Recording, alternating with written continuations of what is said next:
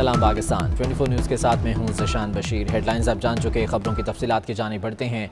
सबसे पहले आपको बताएं कि खैबर पख्तूनख्वा के बल्दियाती इलेक्शन में तब्दीली की हवा चल पड़ी। बड़े बड़े बुर्ज उलट गए। तहरीक इंसाफ को अपने ही हेडक्वार्टर पेशावर में JUI के हाथों शिकस्त से दो चार होना पड़ा। अहम नशिस्तों पर स्पीकर कौमी असम्बली से लेकर वफाकी और सूबाई वज़रा तक की सपोर्ट काम न आई। एक एक करके अहम तहसीलें हाथ से निकल गईं।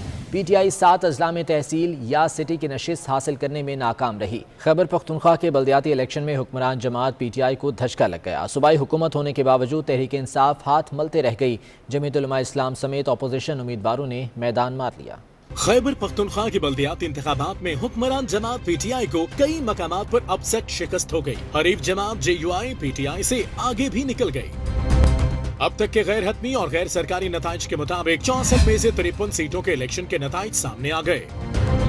जमीयत उलमा इस्लाम ने 16 तहसील चेयरमैन समेत 20 सीटें जीत ली। कोहाट और पेशावर से मेयर का इलेक्शन मौलाना फजलुर रहमान की जमात ने जीत लिया।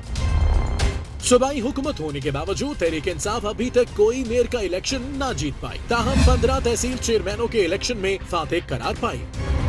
अवामी नेशनल पार्टी ने अब तक 8 सीटें हासिल की हैं। ANP 1 मेयर और 7 तहसील चेयरमैन के इलेक्शन जीतने में कामयाब हुई। 11 आजाद उम्मीदवार तहसील चेयरमैन के इलेक्शन जीतने में सुरखरू हुए। बल्दियाती इलेक्शन में अब तक मुस्लिम लीग नून के हिस्से में 3 नशिस्तें आईं। जमात इस्लामी ने 2, पीपल्स पार्टी और तहरीक इस्लाहात पाकिस्तान ने एक नशिस्त जीती।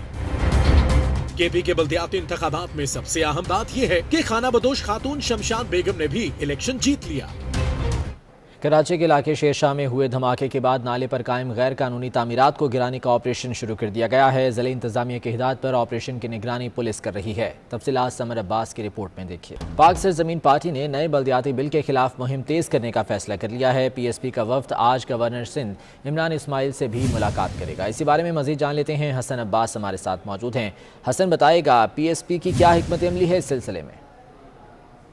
जी देखिए, सिंध में जब से नया बल्दियाती कानून जो है वो मुतारिफ कराया गया है पीपल्स पार्टी की जाने से, तब से हम देख रहे हैं कि जो दीगर सियासी जमातें हैं वो हमें मुतारिफ होती हुई जो है दिखाई दे रहे हैं। कल जो है, आज जो है वो पाक ज़मीन पार्टी का वक्त जो है वो बाकायदा तौर पे बिल के खिलाफ मुलाकात करेगा गवर्नर सिंध से, और गवर्नर सिंध के सामने जो है वो तमाम तर अपने जो भी तहफ़्फ़ुज़ात हैं उनको सामने रखेगा। बड़ी अहम मुलाकात होने जा रही है कि अब हम देख रहे हैं कि पाक ज़मीन पार्टी जो है वो बाकायदा तौर पे हमें अमली सियासत के अंदर दिखाई दे रही है, और उनका वक्त अब गवर्नर सिंध से भी मुलाकात करने के लिए जा रहा है। माजी में हमने नहीं देखा कि गवर्नर सिंध। ठीक है हसन अब्बास, बहुत शुक्रिया तफसीलात के लिए। इस्लामाबाद हाई कोर्ट में इमरान खान की 2018 में दायर नाअहली पटिशन और मुतफर्रिक दरख्वास्त आज समाअत के लिए मुकर्रर कर दी गई। 18 फरवरी 2019 को पटिशन वापस लेने की मुतफर्रिक दरख्वास्त भी आज समाअत के लिए मुकर्रर की गई है। चीफ जस्टिस अतर मिनल्ला और जस्टिस अरबाब मोहम्मद ताहिर समाअत करेंगे। पटिशनर अब्दुल वहाब बलोच ने इमरान खान की नाअहली के लिए हाई कोर्ट से रुजू किया था।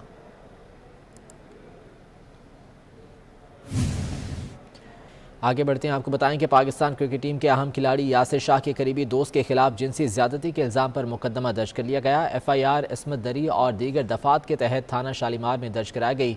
मुतासिर लड़की की खाला सुमेरा की जानिब से FIR में यासिर शाह पर भी संगीन इल्ज़ामात लगाए गए हैं। इस हवाले से PCB का कहना है कि बोर्ड मालूमात इकट्ठी कर रहा है। जब तक मुकम्मल हक़ाइक़ सामने नहीं आ जाते कोई तबसरा नहीं कर सकते। इसी बारे में मज़ीद बात करेंगे। उस्मान जावेद हमारे साथ मौजूद है। उस्मान, बताइएगा ये तमाम तर क्या मामला है? कोई मौक़िफ़ सामने आया इस पर खिलाड़ी की जानिब से?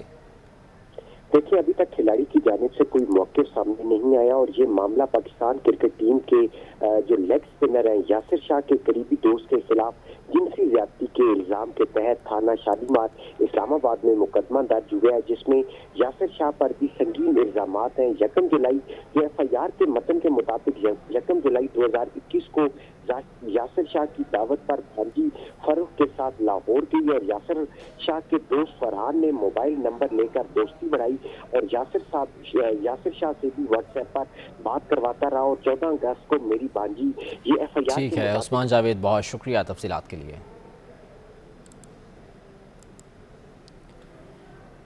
सर्दी की शिद्दत बढ़ते ही लाहौर के लंडा बाज़ारों की रौनकें दुबाला हो गई हैं। शहरियों की बड़ी तादाद ने गर्म कपड़ों की खरीदारी के लिए लंडा बाजार का रुख कर लिया। इसी बारे में मायदा वहीद की रिपोर्ट देखते हैं। रेलवे स्टेशन के करीब हाजी कैंप चौक में लंडा बाजार की रौनकें अरूज पर हैं। शहरी सर्दी से बचने के लिए गर्म मलबूसात की खरीदारी कर रहे हैं। सर्दी शुरू हो गई है और किसी मॉल में जाना तो किसी बड़ी मुश्किल से कम नहीं है। यहाँ पर आते हैं लोग, बड़ी आसानी से सस्ते इनको मिल जाते हैं। लोगों के पास इतने पैसे वगैरह नहीं होते, जो गरीब लोग हैं वो ज़्यादातर लंडे में ही आते हैं। यहाँ से ज़रा चीज़ें मिल जाती हैं सस्ती। लंडा बाजार में जर्सियाँ, जैकेट, मफलर, स्टॉलर, गर्म टोपियाँ, जुराबें, पैंट, जूते और शर्ट्स की हर किस्म की वैरायटी दस्तयाब है। महंगाई की लहर ने लंडा बाजार को भी मुतासिर किया है। जो पिछले साल 100 रुपए की चीज़ थी वो 300-400 में मिल रही है, जो कि गुजारा करना बहुत मुश्किल हो चुका है। लंडा बाजार में ढूंढने से ब्रांडेड अशिया भी मिल जाती हैं, इसलिए मिडिल और अपर मिडिल क्लास के अफराद भी यहाँ खरीदारी करते नजर आते हैं।